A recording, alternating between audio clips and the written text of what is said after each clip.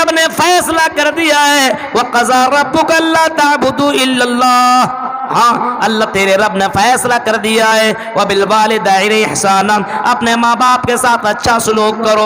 إِمَّا يَبْلُغَنَّ عِندَكَ الْكِبَرَ أَحَدُهُمَا أَوْ كِلَاهُمَا فَلَا تَقُل لَّهُمَا أُفٍّ وَلَا تَنْهَرْهُمَا وَقُل لَّهُمَا قَوْلًا كَرِيمًا.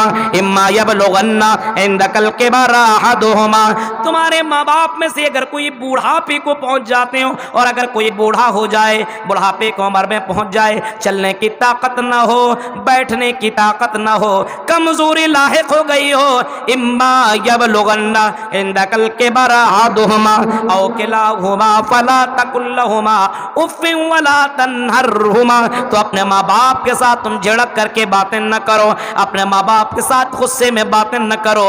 تیرا ماں باپ اگر کمزور ہے تو کمزوری کا ناجائز فائدہ نہ اٹھاؤ, بلکہ اپنے ماں باپ کے ساتھ اچھا سلوک کر, اچھی طریقے ساتھ پیشہ حسن سلوک کر اور ایسا سلوک کر. اما یبلغن عندک الکبر احدهما او کلاهما فلا تقل لهما اف ولا تنهرهما وقل لهما قولا معروفا, اور اپنے ماں باپ کے ساتھ قولا کریما, اپنے ماں باپ کے ساتھ بہترین باتیں کر, پیار سے باتیں کر, نرمی سے باتیں کر, بڑے پیار اور نرمی سے باتیں کر. اور میرے ابو جان اور میری امی جان بتائیے کیا کام ہے, کون سا کام ہے؟ ہاں اس وقت غصہ آنے کی ضرورت نہیں ہے, ہاں وہ سننے کی طاقت نہیں رکھتے, وہ چلنے کی طاقت نہیں رکھتے.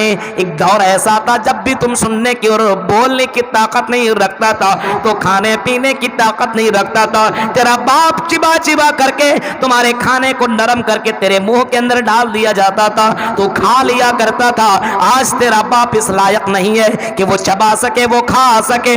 آج تم اپنے ماں باپ کو کھلاؤ پلاؤ, اور کھلاؤ اور پلاؤ ہی نہیں بلکہ وَقُل لَّهُمَا قَوْلًا مَّعْرُوفًا وَقُل لَّهُمَا قَوْلًا كَرِيمًا, اپنے ماں باپ کے ساتھ بہترین طریقے سے باتیں کرو. وَاخْفِضْ لَهُمَا جَنَاحَ الذُّلِّ مِنَ الرَّحْمَةِ وَقُل رَّبِّ ارْحَمْهُمَا كَمَا رَبَّيَانِي صَغِيرًا.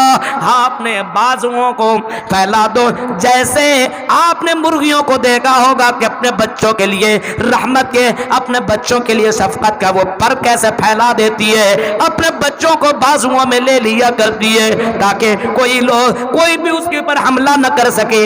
ایسے ہی تم اپنے ماں باپ کے لیے اپنے پروں کو پھیلا دو اور اپنے ماں باپ کی دعا کرو, رب ارحمہما کما ربیانی صغیرا, اے اللہ میرے ماں باپ کے اوپر اسی طرح رحم فرما جس طریقے سے اللہ جس طریقے سے بچے پہ بچپن میں میرے اوپر میرے ماں باپ نے رحم کیا تھا. آج ایسا ہے, لوگ ایسا کرتے ہیں اپنے یہاں. ارے یہ پنیہ اور یہ اس طریقے سے نیکیاں کرنے کا کہاں لوگوں کے اندر یہ مزاج بنا ہوا ہے؟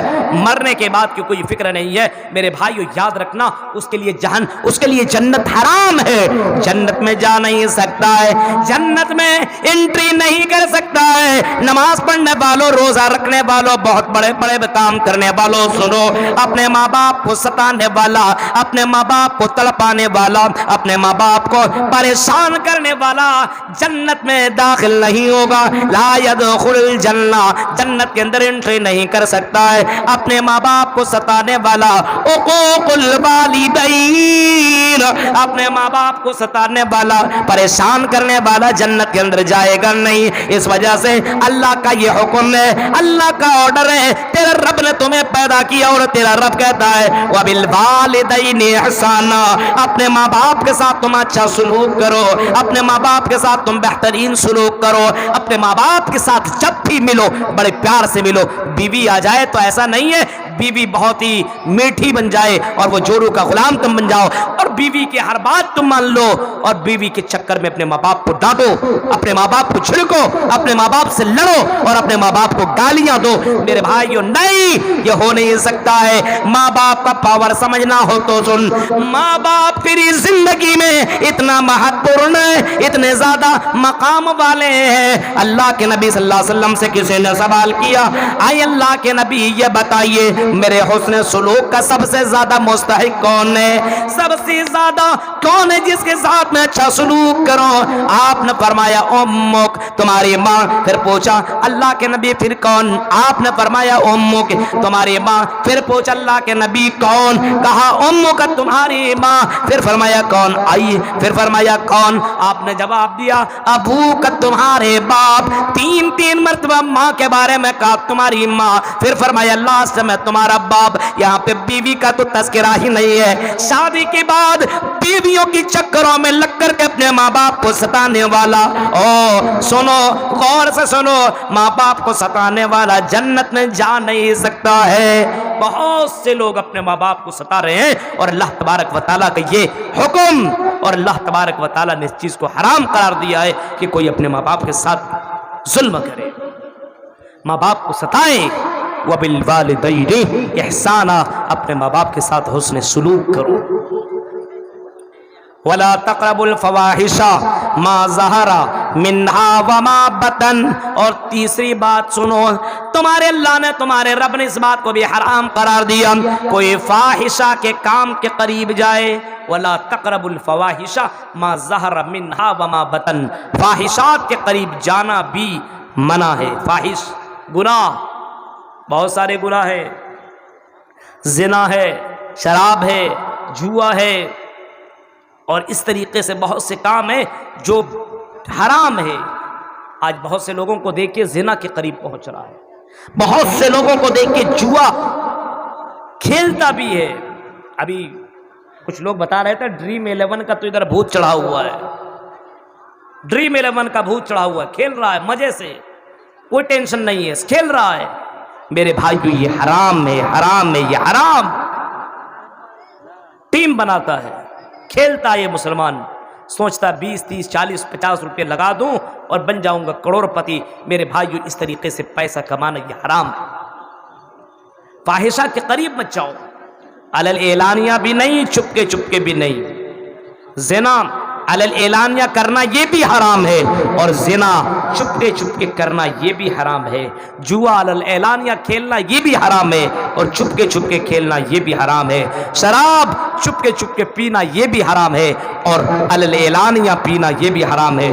وَلَا تَقْرَبُوا الْفَوَاحِشَ مَا ظَهَرَ مِنْهَا وَمَا بَطَنَ، ایسی چیزوں کے قریب مت جاؤ جو بے حیا جو فاحشہ والی چیزیں ہو، جو بے حیا والی چیزیں ہو۔